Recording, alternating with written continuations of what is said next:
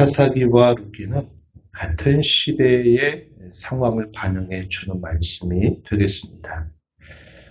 언제쯤에 이러한 일이 있었는가 할 때 3대 다윗이 출생하기 전 3대 전이니까 아마 사사시대 가운데서는 아마 중후반 정도 시기에 있었던 사건이다. 우리가 이렇게 볼 수 있겠습니다. 한 집안의 이야기로부터 시작을 해서 그 집안이 어떻게 회복이 되고 그 회복된 과정에서 이방 여인이었던 룻이 메시아의 조상이 되는 그런 특별한 그런 하나님의 역사가 기록되고 있는 것이 이 룻기 이야기입니다. 사사시대 중후반, 여러분 그렇게 생각하시면서 보면 되겠어요. 오늘 우리가 읽은 이 본문에서도 그 시기를 분명히 말해주고 있죠. 1절 말씀에 보면은 사사들이 치리하던 때라고 이렇게 말합니다. 즉 사사시대 가운데서 이런 일이 있었다 하는 겁니다. 우리가 이런 연대를 추정할 수 있는 근거는 다른 데가 없어요. 이제 한 가지 우리가 또 살펴볼 수 있는 게 뭐냐면 당시 이스라엘과 모압과의 관계가 아주 적대적인 관계는 아니었겠다라는 생각이 들 수 있는 그런 배경이 있어요. 그러나 더 중요한 시기에 대한 암시는 3대 이후에 다윗이 출생하게 되는 그런 일이 있다 하는 것을 우리가 더 그 시대의 시기를 추정할 수 있는 중요한 근거가 된다 하는 겁니다. 그래서 중후반 정도 말씀드렸던 시기로 우리가 추정해 볼 수 있겠습니다.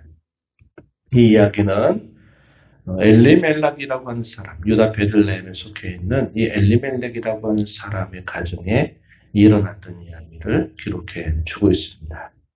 당시에 이들이 살고 있는 이 땅에 심한 기근이 들게 되면서 그 기근을 피해서 어디로 가게 되냐면 그들이 모압이라고 하는 지역으로 옮겨가게 된 겁니다. 옮겨갈 때는 남편과 아내 그리고 두 아들이 이동을 했어요. 4명이 이동을 했습니다. 그래서 모압 지역으로 내려가게 돼요. 그들이 내려갈 때부터 아주 힘들었던 것은 아니다 하는 것을 우리가 추정해 볼 수 있는 부분은 나오미가 나중에 돌아와서 자기 동족들에게 한 말을 통해서 우리가 확인해 볼 수 있습니다. 나갈 때는 풍족하게 나갔는데 내가 빈손이 되어서 돌아오게 되었다. 이렇게 말하는 그의 말 속에서 우리가 알 수 있어요. 21절 그렇게 표현되어 있습니다. 내가 풍족하게 나갔더니 여호와께서 내게 비어 돌아오게 하셨다.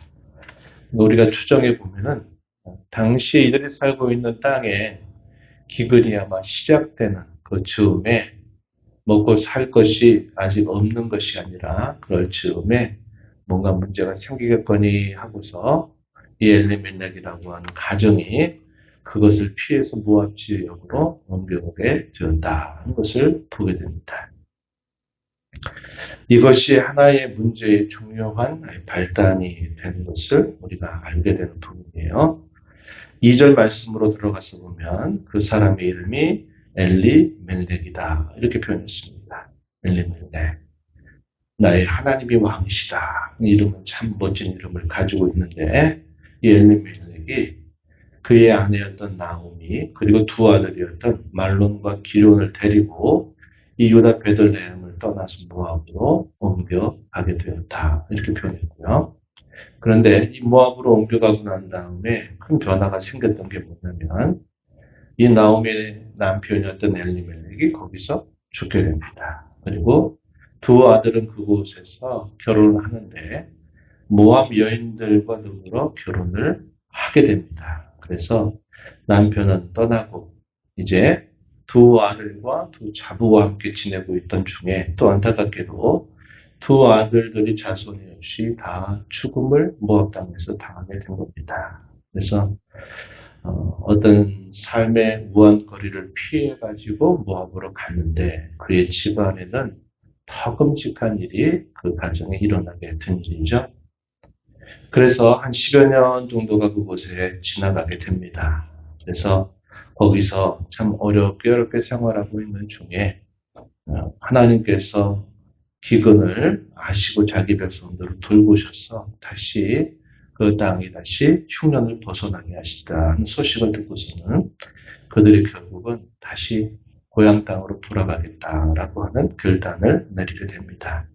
그런 과정에서 이 나오미는 두 자부에게 강권을 해요. 자식도 없고 또 그들에게 있어서 후손도 없는 지경에 그들이 함께 이 유다 땅으로 돌아오려고 하는 것을 그가 기뻐하지 않습니다. 차라리 너희의 부모의 집으로 돌아가서 새로운 삶을 시작하기를 바라고 그동안 함께 했던 것들에 대해서 고마움을 표현하면서 돌아갈 것을 강권하게 됩니다. 그 내용은 우리가 읽은 본문 8절 말씀에 소개되어 너희는 각기 너희 어머니의 집으로 돌아가라.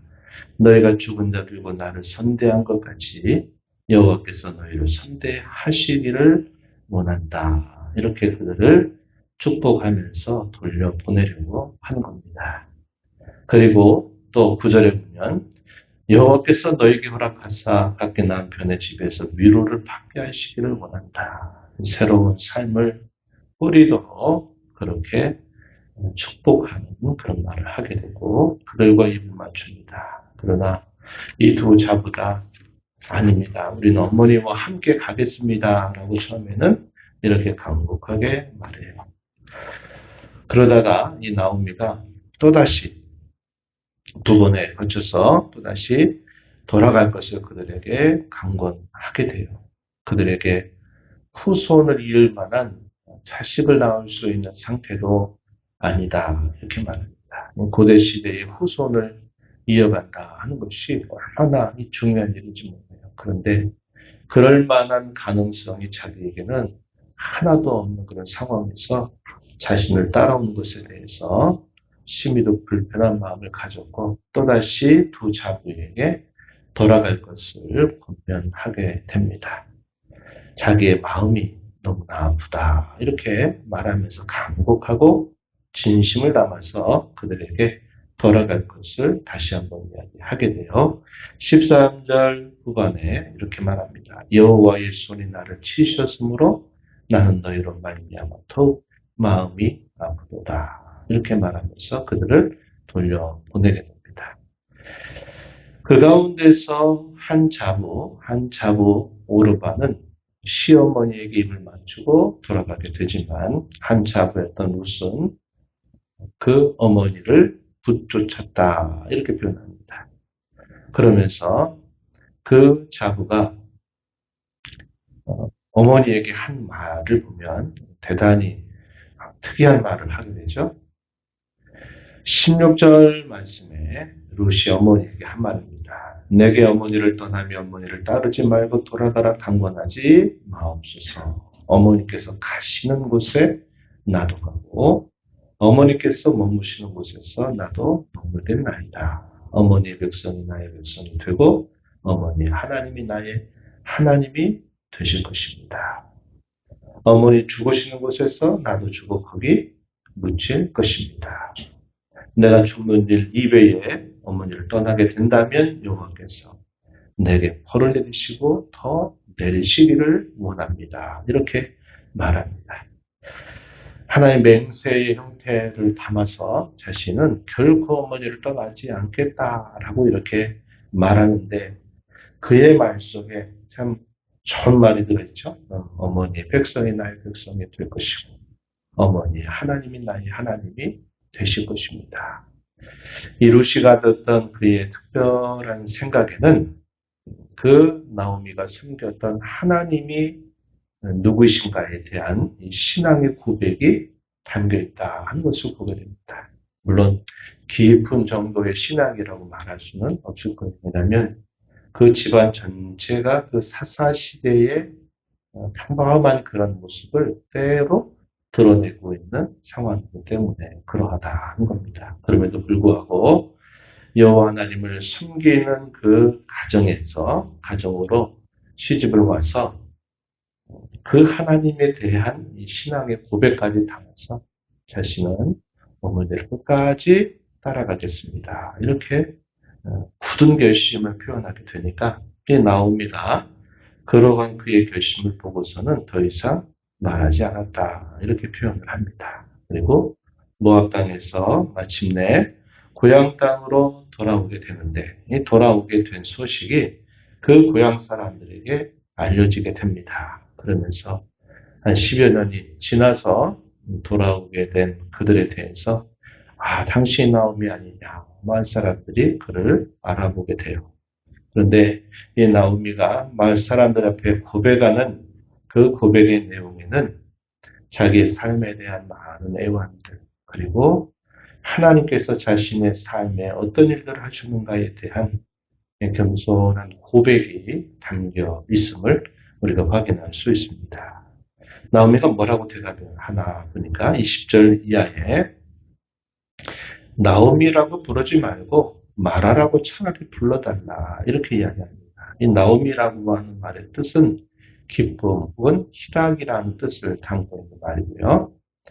마라라는 말, 우리가 마라의 쓴물 이렇게 기억하죠?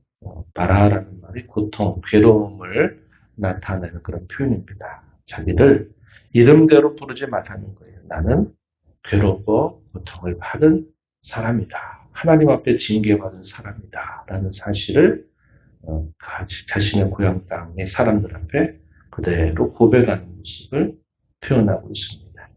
이런 면이 좀 우리가 사사시대에 이렇게 당시의 여러 분위기들과 다른 면모를 가지고 있다 하는 거죠.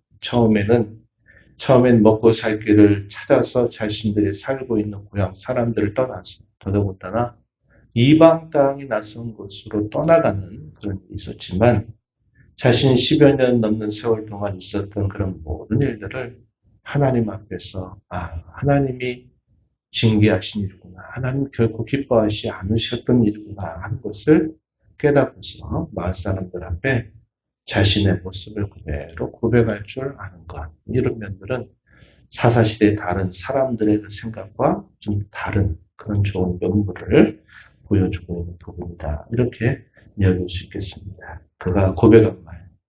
그의 자부에게도 여호와의 손이 나를 치셨다라는 말을 13절에서도 읽었어요. 21절에서도 여호와께서 나를 징벌하셨고 전능자가 나를 괴롭게 하셨다. 그러니 나를 나오미라고 부르지 말라. 이렇게 마을 사람들 앞에 이야기하고 있는 겁니다. 그가 돌아왔던 그 시기가 때마침 이제 볼이 추수 시작할 때 고향에 돌아오게 되었다라고 마지막 절에서 소개를 해줍니다. 이것이 흐르는 시간 속에서 회복의 시작이 되었다 하는 것을 보게 되고 결국 이 이야기의 마지막은 메시아를 출생하는 일의 조상으로서 이 룻이 새로운 삶을 시작하게 되었다 하는 것을 우리가 이제 살펴보게 될 겁니다. 오늘 우리가 이야기를 통해서 확인하게 되는 것은 이것입니다. 하나님의 백성이라 하더라도 그들의 삶에 여러 어려움과 애환이 닥칠 수 있다는 겁니다. 당시에 이 기근이 오겠다라고 하는 이러한 것들은 이 엘리멜렉에게만이 아니라 그곳에 있는 모든 사람들에게 있는 일이었습니다. 아마도 그 시대가 사사 시대였다 하는 말을 통해서 우리가 추정해 볼 수 있는 것은 이러한 흉년과 기근이 들었다라는 것은 하나님께서 그 땅을 주관하시면서 자기 백성들에게 무엇인가를 깨닫게 하고 말씀하시고자 하시는 그분의 뜻이 있다. 이렇게 우리가 생각할 수 있는 부분이 됩니다. 그래서 하나님이 그 시대의 자기 백성들을 낮추시고 있는 그때 이 엘리멜렉은 그런 어려움이 닥치기도 전에 넉넉할 때 빨리 피하는 것이 상책이다 이런 생각을 하고 모압 땅으로 찾아가게 되었던 겁니다. 이것이 하나의 그 부름, 고통의 시작이 되었다는 것을 우리가 보게 돼요. 어려움이 있다 그래서 그것을 피하면 그 어려움이 사라지는 듯 보일 것입니다. 그러나 이들 가정에서 일어났던 일들은 오히려 더 큰 어려움이 그 가정에 닥쳤다 하는 것이고 자신들이 어려움이 줄 것이다라고 생각했던 그 고향의 사람들은 어떻습니까? 그 어려움 가운데서도 또 허리띠를 졸라매고 또 그 어려운 삶 속에서도 살기를 찾아서 가는 것이죠.